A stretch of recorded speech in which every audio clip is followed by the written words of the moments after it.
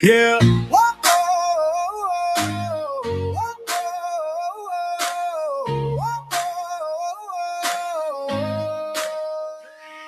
Uh, Early morning, dude, the track is calling loud. Another sunrise mission standing out. What's up, guys? Welcome to the Wisdom of Coaches podcast. Coach Falting, it has been a little while. How are you doing today? Yeah, it's a little wild. I guess the more successful we get, the less free time we have. But I'm good. We just finished up year 21 at the high school. So the students got done on Tuesday. We got done on Wednesday. I went and watched Gabe race at conference for 4 days last week in Mobile. And then we've got some runners racing this weekend in Huntsville. We've got a runner racing in Michigan this weekend. Next weekend I'm heading to NCAA West Regionals in Fayetteville before going to a former runner's wedding in Grand Rapids, Michigan. So, yeah, it never ends, but it's exciting stuff. Yeah, a good problem to have. Well, I think the last time we actually had a episode was beginning of the year, and a lot has taken place since the beginning of the year, both for Legacy Track Club and kind of in the world of running. So we'll kick it off with the Legacy Track Club. So we'll start with indoor. You got to do something that you have never done before. Is that correct? Yeah, so we took a group to New Balance Indoor Nationals in Boston, which is we've taken people to Nike Indoor Nationals at the Armory, and that was a fun experience. And I love New York City. I probably love this city more than I love Boston, but this was like a Super Bowl environment. We went to the meet the day before our races started, and we're watching some 4x8s, and then all of a sudden the lights go off, the strobe lights come out, AC/DC starts blasting over the speakers. And I was like, oh my God, what is this? And it was the national championship race, like so the fastest heat of the 4x8, where we saw a national record go down that was impressive. And we were standing there with four of the Legacy Track Club runners, and they looked at me and like, Coach, we will do anything to come back here next year and be in that heat. So they've got some big goals. We ran the 4 by mile where we broke Parkway school record. So even though it's Legacy Track Club, it has to be affiliated with a school. You can't go make like an all-star team. And so broke the school record in the 4 by mile. Brennan Robin ran the mile on the third day and broke the school record for the indoor full mile as well. But I think like the major excitement happened really, really quickly. We got there on a Thursday night. Brennan Robin ran his first race on Friday. He ran the 3200, and his previous PR for that was 9:13. And so kind of my goal was like, oh, let's see if we can get in the low nines. And it turned out he ran 8:56. So did not see that one coming at that degree, but I've learned when it comes to Brennan, just bet on Brennan. And of course, running that fast has opened the door for several new experiences with the track club. So. Yeah, this is a little foreshadowing. That's going to be a theme for this discussion we're having. So great experience. Got to go to Boston, take runners there for the first time, and so yeah, you had some amazing performances, and you were able to leverage that and then roll that right in the outdoor season. I know you guys go to a lot of different meets, kind of all over the state, and in this case, all over the country. And feel free to talk about any of those. But I know we probably want to get to the state meet at some point because some magic happened there as well. Yeah, so I will say, I think a couple of big things that happened for us during the year to prep for this was we always host something called the Louisiana Mile Festival over in Ruston, and have had some great success there. This year, we had a young man named Ben Rulifson that ran 4:19 for the mile, and we kind of laugh like if Brennan didn't exist on our team, Ben would probably leave here as like the Mount Rushmore of our team. Yeah, So, say Matt Wolf, um, I think, ran 4:19, and that yeah. was, So, yeah. currently it's only Brennan and Matt Wolf that are ahead of Ben in the mile. And then we had a freshman named Braxton Thomas who actually ended outdoor season as the fastest freshman miler in the state with a 4:34 mile. And he's a guy that when he came to Parkway had run 5:40 in the mile, So, although we like to brag about the things that Brennan's doing, there's some other incredible things going on with athletes that we coach in the world of high school track. And so we did that on that same day. We sent Brennan to Arcadia, California, where he ran in the elite heat with some 40 plus athletes. I think that's a definitely a learning experience. If you watch the video, there's a large number of athletes that just ran in lane 4 the entire time. But Brennan was able to lower his PR to 8:54 in Arcadia and run in a different style that he's used to because with 40 people, the national record was set that day by Jackson Spencer, who ran like 8:30 something. So Brennan did not go out with the leader, and set on 8:30 something pace. And all that to say, it kind of prepped us for like the regional and state meet. So we qualified Brennan in both the mile and the 2 mile to the state meet. He was the number one miler going into the state meet with a 4:12 mile, and the number one 2 miler with his 8:54. The next best kid in Louisiana ran a 4:13, and he decided to focus on the 800. So going into that, we had another runner that had run 4:13 in indoor, but only 4:18 in outdoor. And Brennan and that runner towed the line in, I would argue, perfect distance conditions. The sprinters were a little upset with the May 10th weather. It was about 65 degrees and rainy. And so we had a lot of upset people on the sprints, but those two got after it. They opened in 60 seconds. The second lap was 63. The third lap was 62. And then Brennan closed in 60, and the young man from Jesuit High closed in 59, and they went 4:04 and 4:05, which are the two fastest ever recorded times at the state meet. They broke a 44-year record for the composite record for the state meet. And they are two of the fastest kids in Louisiana history. And the young man from Jesuit's a senior, so he's done. They do have one more showdown this weekend against each other, but seeing Brennan go from 4:12 to 4:05, operations sub 4 has immediately kicked into effect for next year. So we're excited about that. And then because of the storms, they started kind of like doubling up the events and speeding up the process. So about an hour later, Brennan came back and allowed other athletes to do most of the work in the 2 mile. He kind of sat and caught his breath and decided like, hey, when do I want to go? And he ended up winning the 3,200 in 9:07. And the measure of consistency on the eighth lap, he closed in 60 seconds. So two races, 1 hour apart. He closed both in 60. And stuff. And so really, really exciting. He really wants that mile gold medal. He's won the mile in indoor. He's won the 2 mile in indoor and outdoor. But he has been Cinderella for his 3 years in high school so far in the mile. And so, the goal next year is just to try to move the needle far enough that nobody can sneak up and take that from you, and we're excited for that. So.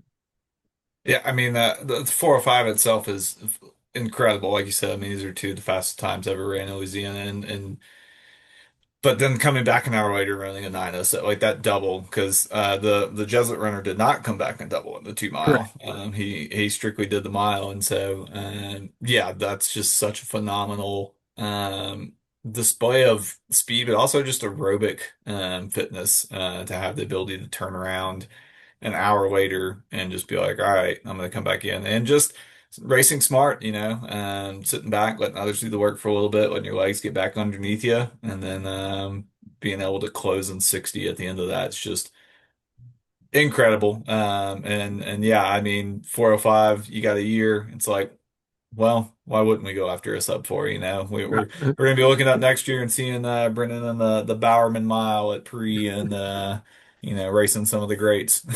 Well, we took 7 seconds off this year, and I know each time you do it's a little bit harder, but yeah, Yeah, we're looking for that. And really and truly, we probably opened the doors to extend this track season this year a significant amount. But like you were saying, we're really, really focused in this program about aerobic development. hmm And so we had planned to stretch out the season to this weekend. So state was 2 weeks ago. Running lanes is this weekend. And for us, like that's where we're gonna stop, and we're gonna get a recovery time in, and we're gonna go and start building aerobically again for this.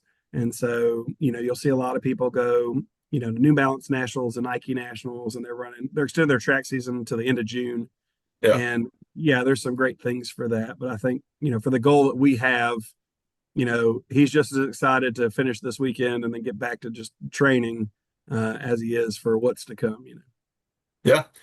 One thing I'd like to point out before we kind of chat about the coming races this weekend is, just the important call out. And a lot of people are going to listen to this and be like, oh man, 405, that's incredible. But, it's just a very, genetically talented individual, which undoubtedly it is. And it's somebody who has also had to work hard. You don't get to a 405 mile just because you're genetically talented or just because you work hard. You kind of have to have both.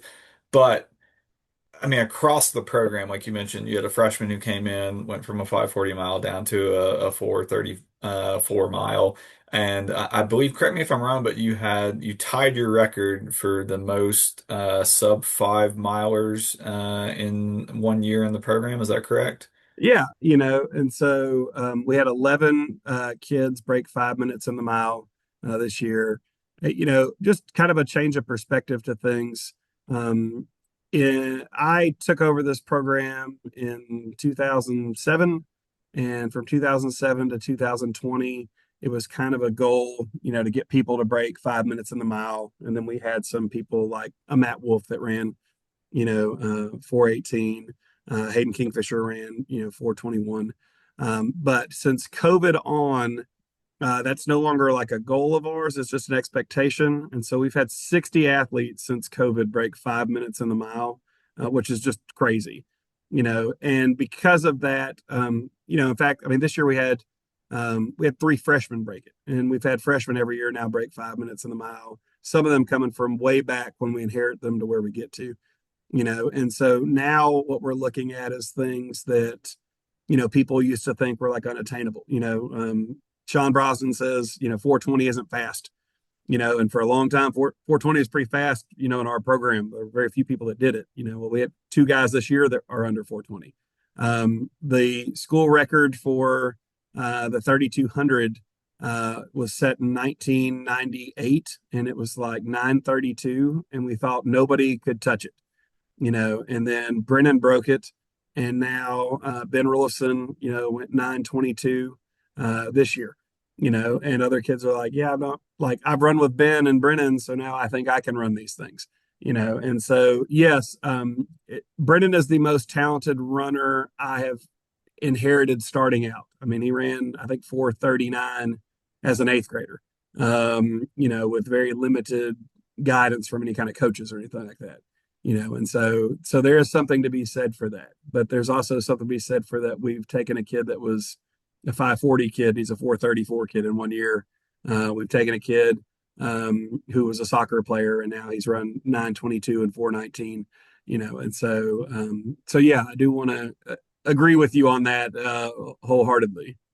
Yeah, this is not a flash in the pan. And, a lot of this is just credit to you for your diligence with just continually upping what you're doing. I've worked with you. God, it's been almost 10 years ago. 2018 was when I moved away And we've obviously kept in touch since, and we love bouncing ideas training wise back and forth with you.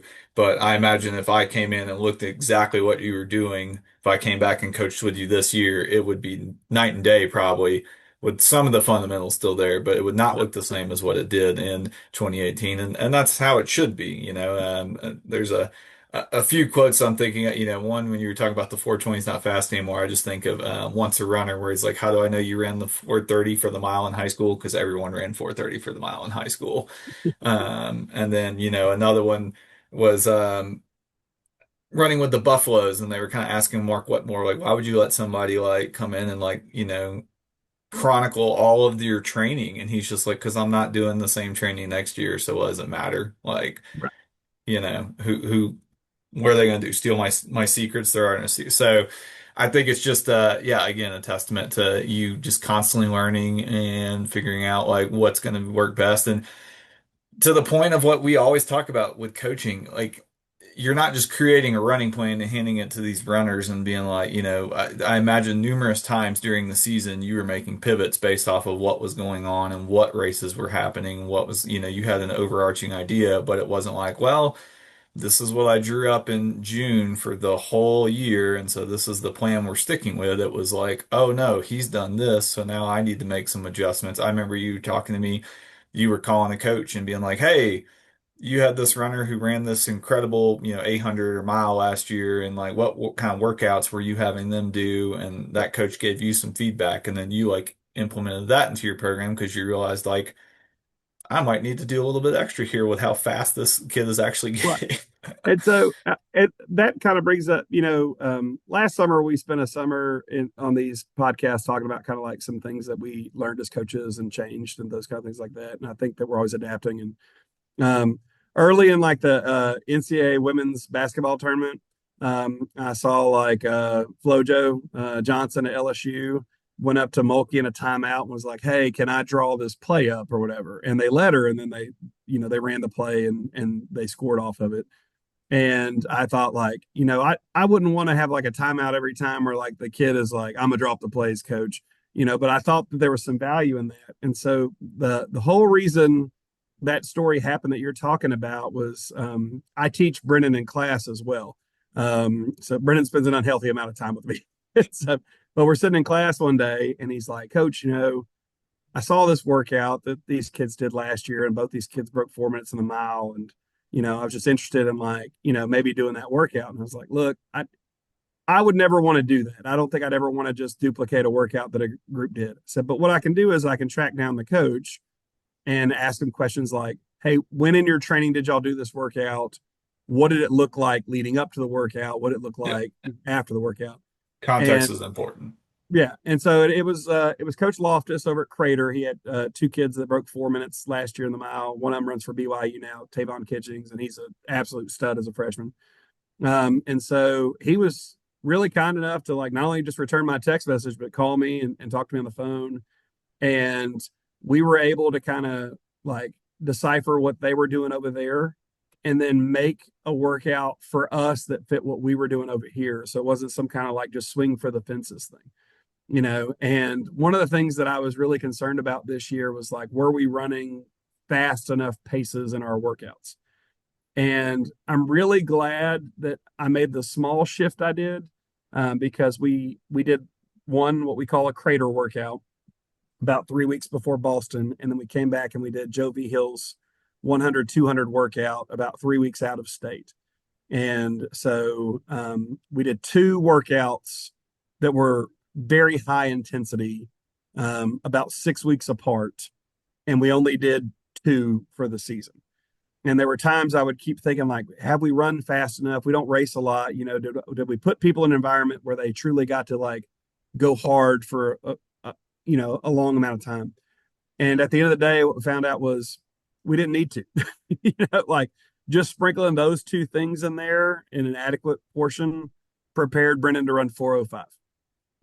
And like, and Brendan and I, we're really good about talking to each other about, all our workouts and stuff. So at the end of the year, I was like, I thought at one point about maybe us doing, an old school workout, like a true VO2 max workout where it's like, 4 by 2 mile, 4 by mile at 2 mile pace with equal recovery, to make sure that you could go 850. And he was like, I would have hated that, coach. And I said, I would have hated that too, and stuff. And I was like, that's not how our program works now. And it would have been changing it completely from what we do.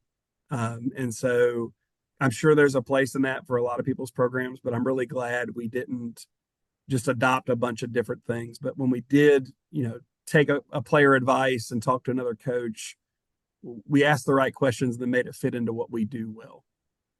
Yeah, absolutely. Well, like you mentioned, we got a couple races this weekend. Brendan's going to Running Lanes in Huntsville, Alabama. I believe Huntsville. Is Yeah, that correct? Huntsville. Okay. So he's got a couple of races coming up there. So what's he doing in Huntsville? So when we left Boston, it was ironic. Brennan ran in the third to last heat of the 2 mile, and he won his heat, the second fastest heat of the day. He also beat everyone in that one, and then he got beat in the championship race. And so Brennan's response to me was, Coach Falting, I will never be in the slow heat of anything again in my life. So true to form, he is running in the national championship heat tonight in the 3200 at about 10:20 p.m. So I will take a nap and set an alarm to wake up for that. It is a exquisite field of athletes now. A couple of the West Coast athletes are still doing their state meets, so some of them aren't in it. So the kid who broke the 2 mile record from Utah, Jackson Spencer, is not in the race, but a really, really good field with a lot of 840 guys in there. So we're excited to see what happens. Also, a smaller field. I think there's like 24 athletes instead of 40 plus. So he'll get to like run his race, in an appropriate manner for how he likes to race. Yeah. And then he's going to come back tomorrow in the national championship 1600-meter race.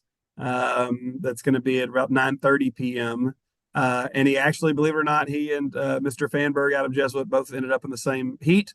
So they get one last showdown before, Connor takes his talents to Johns Hopkins University to run, while Brendan comes back for another year. So very, very excited to watch it. I thought about going, but again, with all the trips, I trust that Brendan can run well and just, talk to his coach on the phone at this point in the game and Yeah. stuff. So I'm going to be a spectator from my laptop.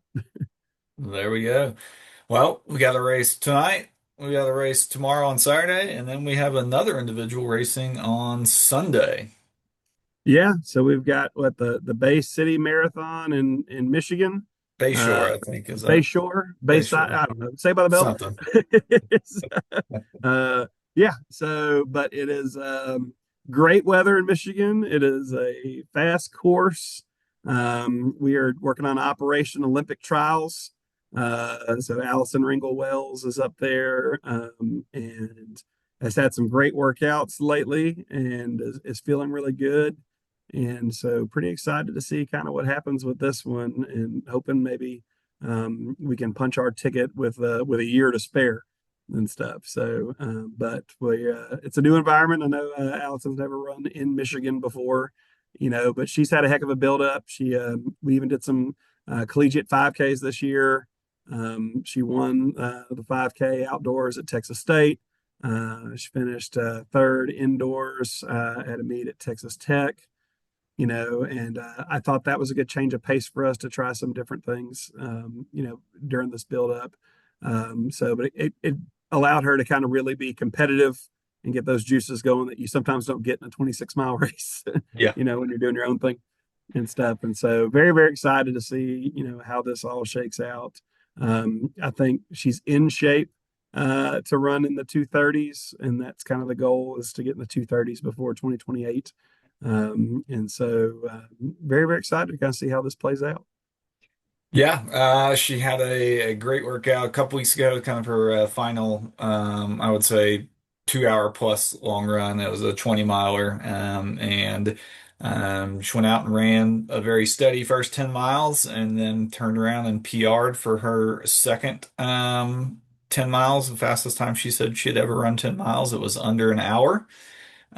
Which is insanely impressive. Regardless of the pace for the first 10 miles, I mean, if you have been running for, in her case, 70 to probably 80 minutes for that first 10, and then to turn around and run under 60 for the second on fatigued legs.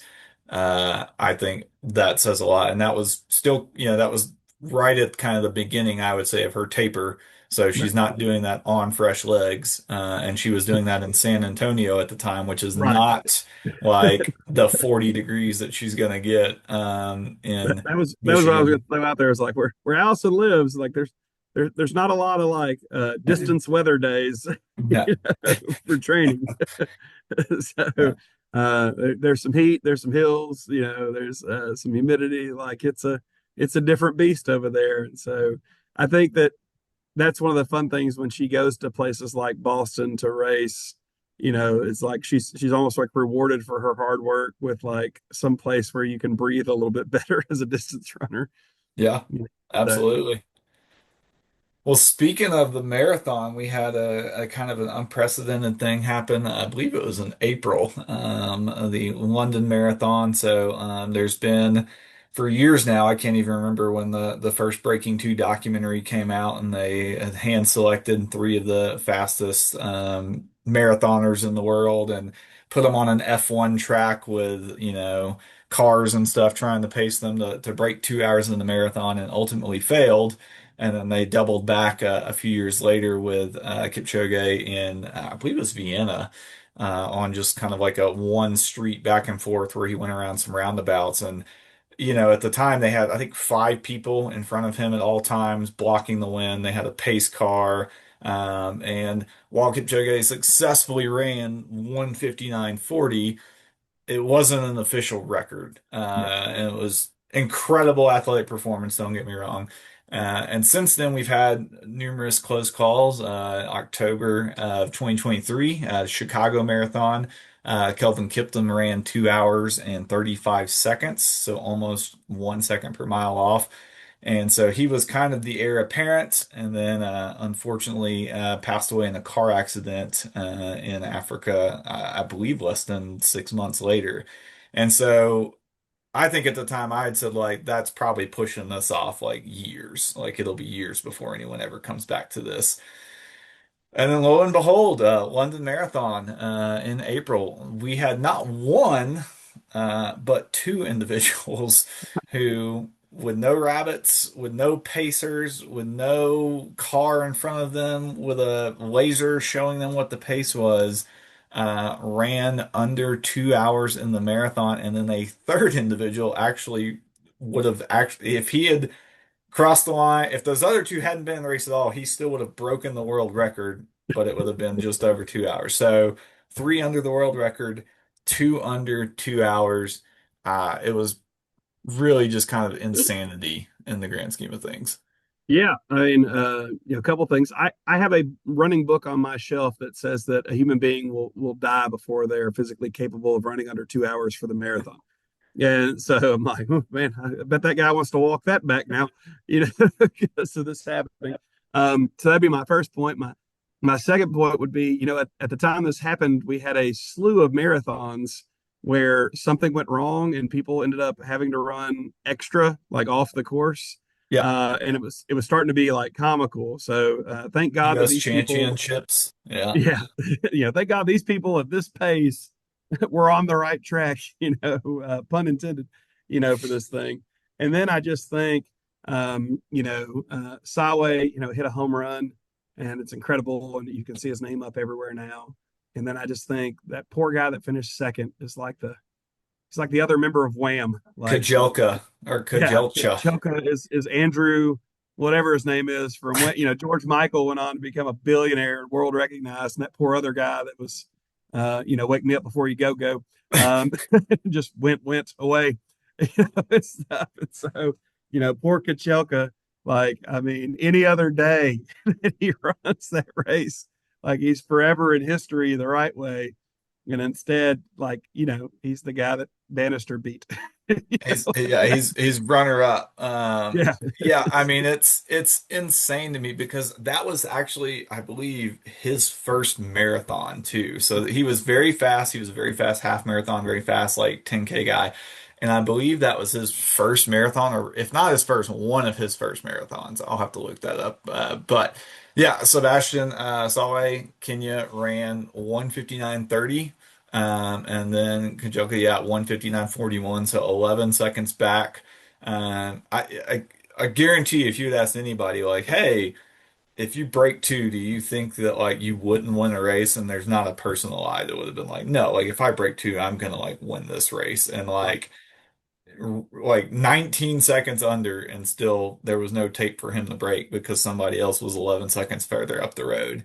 Right. Both of these individuals are wearing Adidas shoes, so do with that with what you will. I'm sure Nike Yeah. has spent You all know, of this money on this and developed all this technology, and Adidas kind of came in and took that from them. I believe the third place, Jacob Kiplimo from Uganda, who ran 2 hours and 28 seconds, was wearing Alpha Flies, but the other two were in Adidas. So, yeah, I mean, and again, the millions and millions of dollars that Nike has spent in this Sub 2 project, and Adidas just rolls out a pair of, I mean, rather expensive shoes, a pair of $500 shoes yeah, yeah, to these guys, kind of unmarketed, like there wasn't a lot of, stuff going on about that shoe before that race, and then lo and behold, I mean, that shoe has sold out on every drop so oh far yeah, because I mean hobby joggers who have no business sniffing 3 hours in the marathon are paying $500 for this shoe now.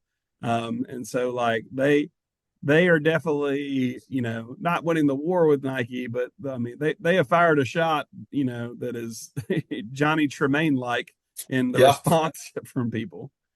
Well, and the funny thing is, and we live in the cynical world, and I'm certainly part of this. A lot of people would, and myself kind of included, you gotta wonder, like, man, is this a clean record? Is this not a clean record?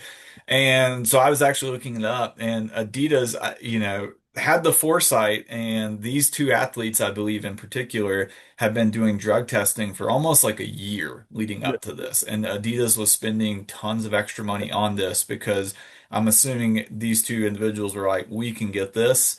And so Adidas like, let's go ahead and like show everyone like, hey, they're clean, they haven't right. been. And obviously that can only go back so far. And I could go into a long conversation about like, if someone doped 10 years ago, that's still an added advantage over. But for all intents and purposes, these guys are clean. And not to sound like probably a little hypocritical, but even if they weren't, like I guarantee you there's a ton of guys who have doped and have not done this.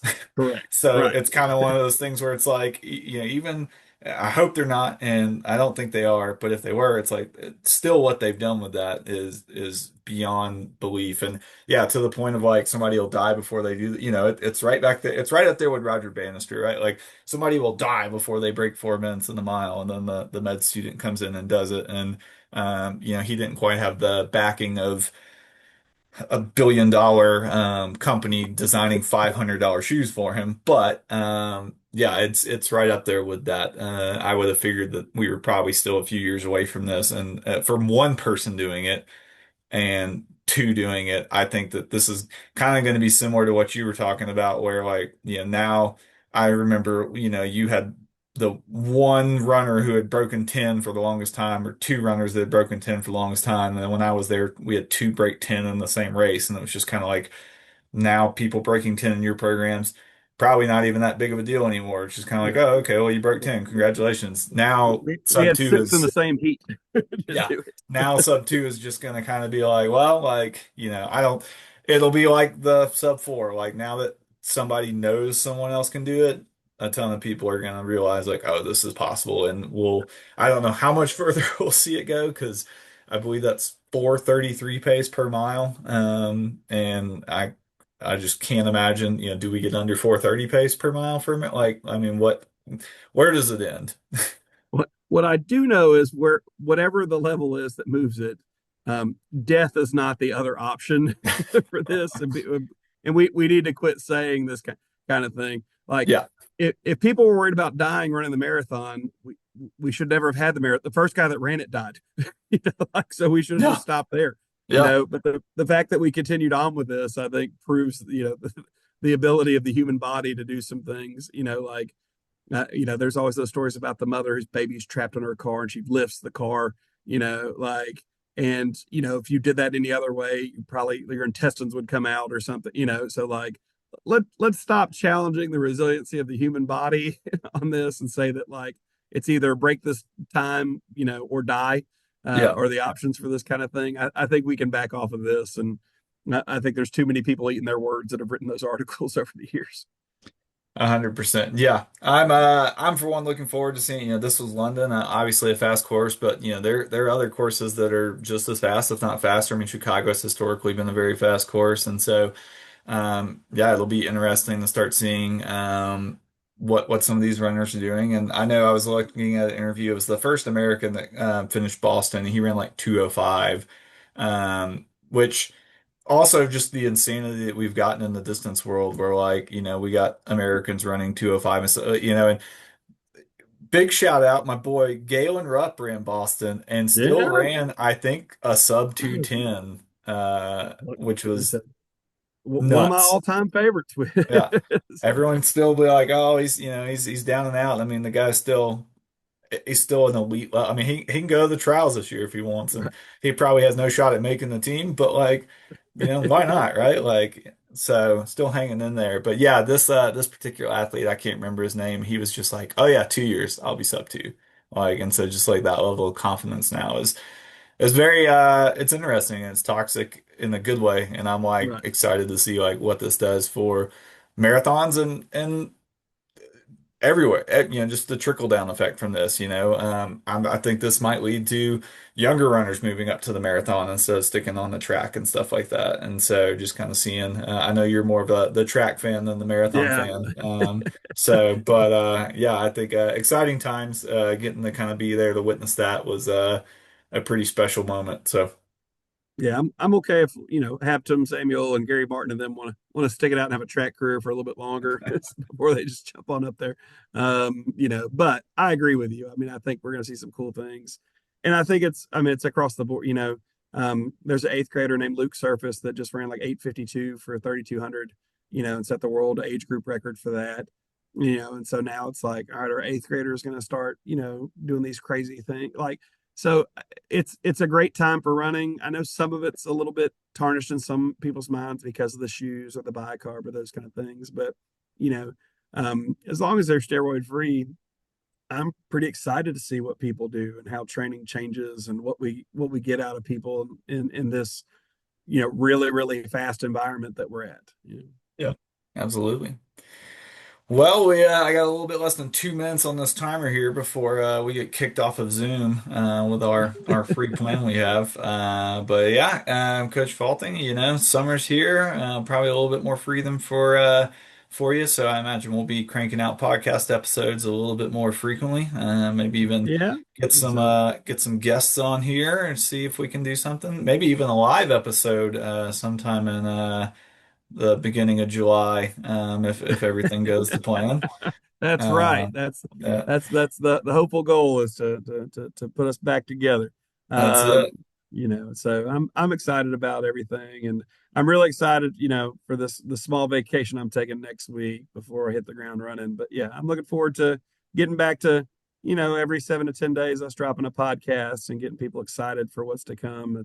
Summer's a great time to learn and share some stories. So I'm all for it. Sounds good. Well, thank you everybody for tuning into the Wisdom of Coaches podcast. You can check out the Legacy Track Club online, on Instagram, on Facebook, on YouTube, wherever you are looking at your social media. And yeah, we will this episode drop, and then there will be one not too long after it. So thanks, Should Coach we should Halting, we again for. should we start saying like the nationally ranked That's right. Wisdom of That's Coaches right. podcast? I think number 13, I believe, in the 13 in the world. world on Yeah, podcast for track and field, that's man. I that's think we it. need to celebrate that a little bit. So. We've made it.